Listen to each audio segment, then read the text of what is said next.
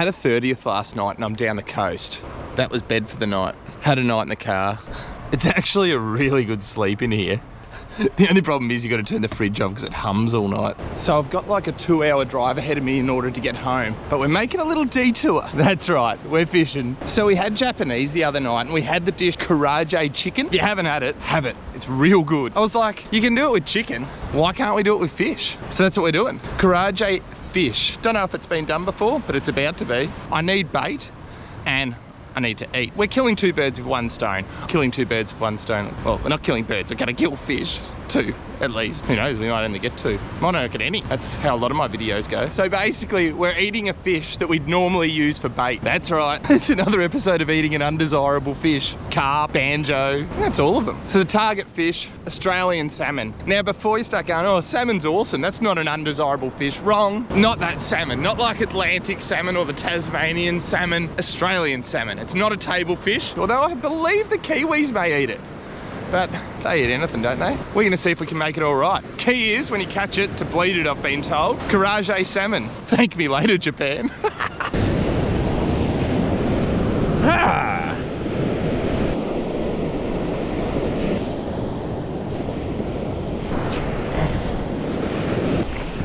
Oh God, probably didn't grab the right reel. It's nearly spooled.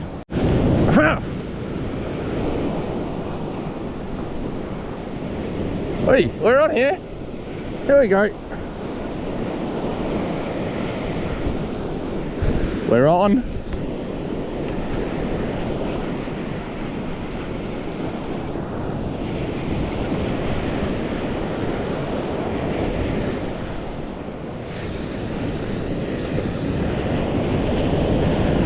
Hey! You beauty! So these have to be 21 centimeters to keep, which this one is, but they get really big. This is actually the perfect size that I'm chasing for like a bait, but also to eat. Like this is gonna be the perfect eating size, like small is better. Obviously you've got the fact that you don't have as much meat on it, but that doesn't matter. What we're gonna do with this one, let's take the hook out of him. With Australian salmon, they're really bloody. So what you've got to do is cut through their gills on both sides here, and that'll bleed them out. And then what we'll do is just bury him in the sand upright, and that'll let him bleed out. It'll be a better flesh to eat, basically. We're on again. We're on again.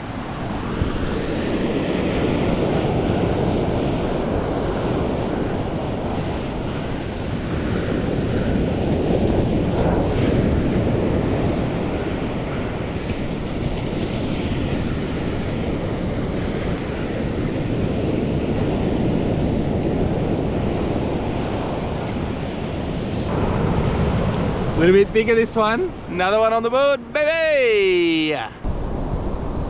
It's a nice looking fish, isn't it? Hey! I'm not gonna bleed this one out because I'm actually catching him for bait, so I want the blood in him. Oh! The tide's come up higher than I thought. I gotta move. Still dispatching of him, just not bleeding him out. Let's see if we can get a couple more. I'm gonna bring the camera back down towards the water and keep an eye on it. That's the spot. Or not. You're gonna time it with the waves if you don't want to get too wet. Hey. Don't get too excited. Looks like I'm fighting a good fish. At least it's bigger than the last couple of fish I've caught. Come here. It's just gone 8 o'clock. Look, I wouldn't have minded a few more, but not to be, obviously. Just a couple, that's all right. I got one for bait, I needed a bit of bait, and we're gonna try this Karaage salmon, which I'm actually pretty bloody excited for. I haven't eaten breakfast, I'm hungry. Let's do it. The worst thing about fishing on the beach is everything's sandy. Nothing worse than cooking and there's sand in your food. Romantic notion of having fish and chips on the beach, but really it's just gets sandy, there's wind. It's just not what it looks like in the movies, let's be honest. Beautiful colors on him. Even given the reputation that it's not a good eating fish, like, looks delicious. Smells all right too. In the bag, in the backpack, let's do it. My bed from last night, still there. That's a win. Fish in the angle. We're jumping back in the car. We're gonna find a scenic spot to have a cook up. A scenic spot to have a cook up. Scenic spot. Yeah.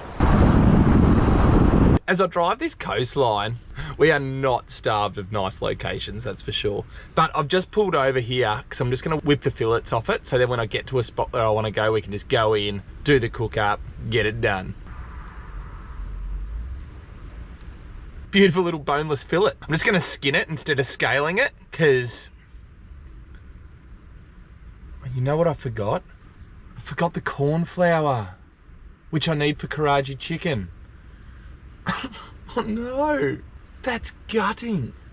We have to buy some on the way. I'll keep filling in this fish. Oh, that's annoying. That's right, let's keep filleting. There you have it. All the meat gone, gut cavity not touched. Key with skinning fish, sharp knife. Lay it flat.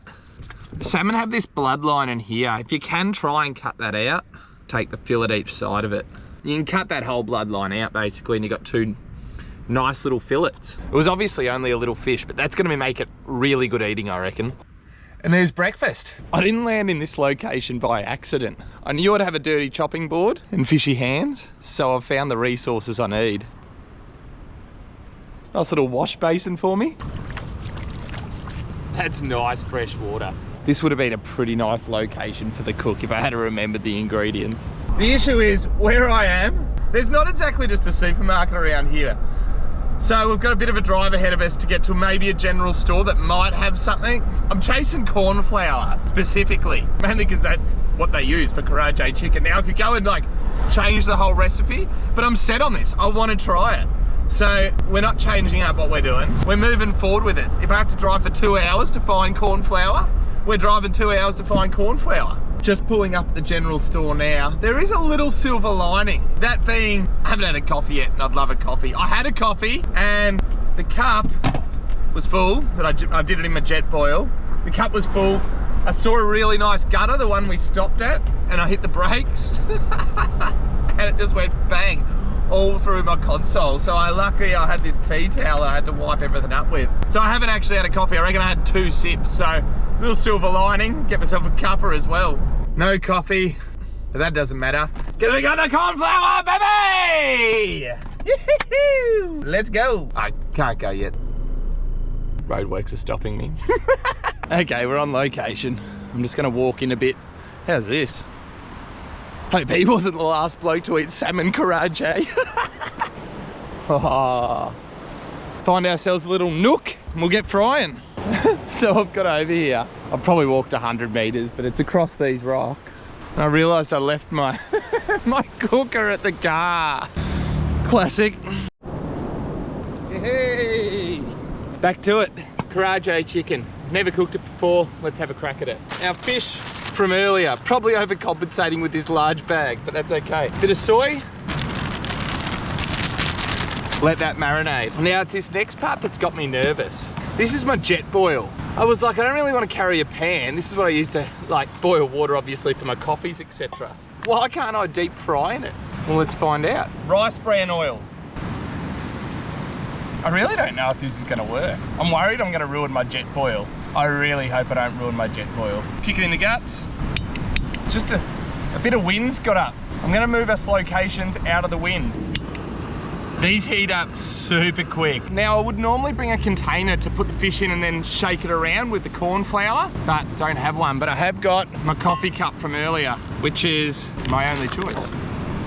Corn flour. I did remember a bit of paper towel, which is good. Pat all the fish dry into the corn flour.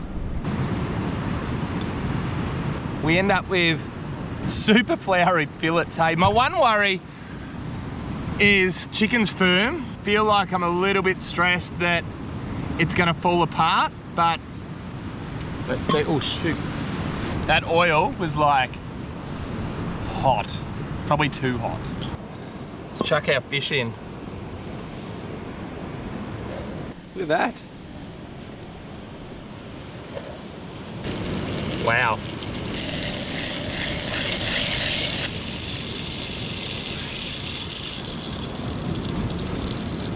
Oh my.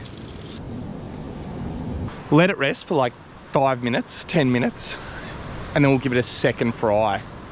And it should be crispy. I don't know if that's the symbol for crispy. I feel like that's more like succulent. I'm chasing crispy though. I'm chasing crunch. Second fry. It's happening. Ooh. It's at it again. We got ourselves a fry up. I'll tell you what, it actually looks like the chicken in the restaurant that I had. Oh, it's crunchy now. I'm even going full authentic. Look at this. Have a look at it, will ya? I don't know if you're seeing that good enough. That's elite. The most important part. I think I've lost track of the site too. We're trying Australian salmon, the bait fish. The crunch is awesome. The fish is dry. I'll be honest. It's dry. I'll have another bit. Take two. Tastes beautiful, but dry. How's your boy on the chopsticks, by the way? Snap, snap. Oh. Oh. It was a bit hot. It's burning me on the way down.